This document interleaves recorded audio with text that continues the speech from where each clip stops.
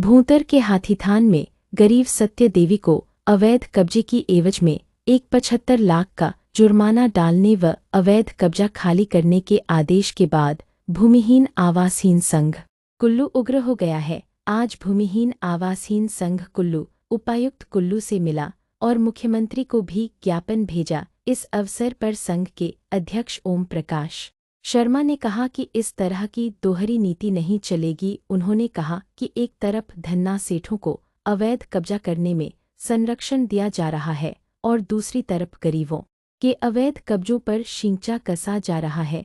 उन्होंने कहा कि सत्य देवी गरीब महिला है और उसे 75 करोड़ का जुर्माना डाला गया और साथ ही कब्जा उखाड़ने के आदेश दिए हैं। उन्होंने कहा कि आदेश देने हैं तो सभी को देने चाहिए, न कि गरीबों को। एक तरफ धन्ना सेठ बड़े बड़े भवन बनाकर बैठे हैं और दिन के 5-5 लाख कमा रहे हैं, उन्हें तो कुछ नहीं किया जा रहा है, जबकि गरीबों को जुर्माना डाला जा रहा है और कब्जा हटाने के आदेश दिए जा रहे हैं। उन्होंने कहा कि यह हाई कोर्ट के आदेश नहीं थे बल्कि तहसील कोर्ट के आदेश हैं।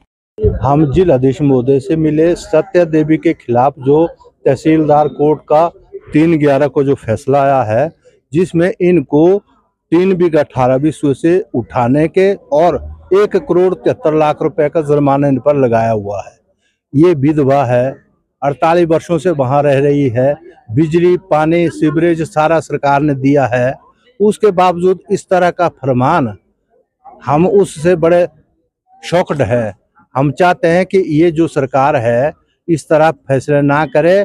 कम से कम जो फॉरेस्ट राइट एक्ट है उसकी धारा 4 सेक्शन 5 में ये कहा गया है कि जब तक आप एनक्रोचर को सेटल नहीं करेंगे, इनके लिए कहीं गुजारा नहीं देंगे, तब तक इनको अविक्ट नहीं होता है।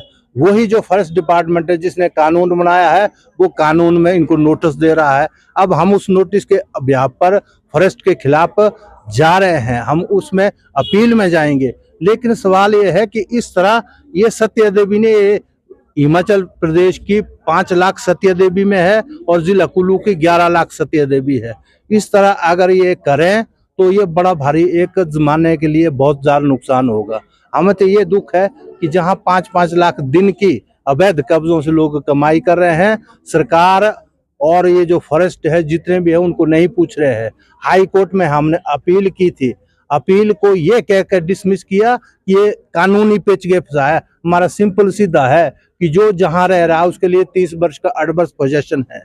जो नहीं रहता है, आर्टिकल 21 ऑफ इंडिया जो अम्बेडकर जी का जो कानून है, उसको ये हिंदुस्तान की सरकार, हिमाचल की सरकार नहीं मान रही है, क्योंकि उसमें रोटी कपड़ा और मकान सत्या देवी को मिलना चाहिए। आज अब 48 साल बाद इनको बोल दिए तुम तो इनक्रोचर है, 1 करोड़ 73 लाख दे दो। तो हम कल मंत्री महोदय श्री जगत सिंह नेगी जी के पास ये बात लेके जा रहे हैं।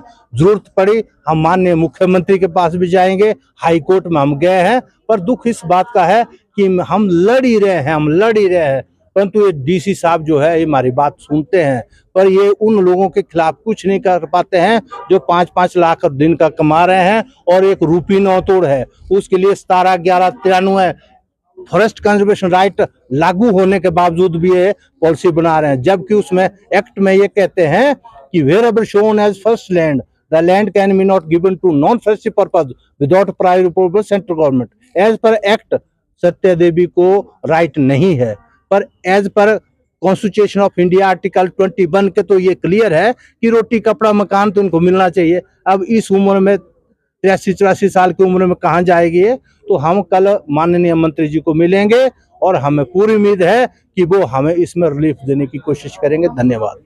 हाथीथान में रह रही मैं। क्या नाम है आपका? सत्या देवी। क्या क्या हुआ आपके साथ? क्या मेरे साथ जी बहुत कुछ होया, हुण मैं बता नहीं सकती है। मेरी पीठ पर रोखा रात को 12 बजे न्यूज पर दिया गया। फिर कल मेरे को उठाने का ऑर्डर आया है। 15 दिन की मोहलत है। 15 दिन में मैं कहाँ जाऊंगी? कहाँ पर है मेरा ठिकाना जहाँ पर जाऊं? मैं तो भूमिहीन है। बड़े बड़े लोगों के पास भी है, अड़ोस पड़ोस में वो बड़े बड़े साहूकार आदमी है, मैं गरीब है। मेरे को भूमि चाहिए दीजिए, मैं भूमिहीन है।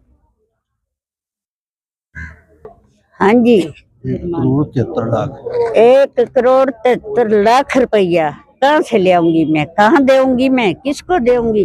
कहाँ से देऊंगी? मैं तो बूढ़ी हो चुकी है, मेरी कमाई नहीं है, मेरे बच्चे की कमाई नहीं है इतनी। कोई नौकरी करनी है, चाकरी करनी, मजदूरी कर दे, मेरे बच्चे दिहाड़ी मजदूरी कर दे, फिर शाम को पेट पालते हैं, मैं कहाँ से देऊंगी? कितनी सालों से 48 साल उधर रहते रहते तो 50 साल हो गए। जमीन लोग जहाँ पर मैं बैठी है 48 साल हो गए जी। जब पहला शुरू भी मेरे वहाँ थोड़ा छोटा जैसा खोखा था, मेरी सास भी बैठती उधर, मेरे घर वाले भी। मैं जब से आई है तब से वहीं बैठी हूँ मैं मेरे को आगे पीछे का कोई पता नहीं है। जब घर बनाया तब ना जंगलात वाले ने रोकया, ना कानगो ने, ना पटवारियां ने रोकया, ना DFO ने रोकया, मेरे को उल्टी हेल्प दी थी उस टाइम पे। पर आज क्यों दुश्मन बन गए? मैंने कहाँ से देनी?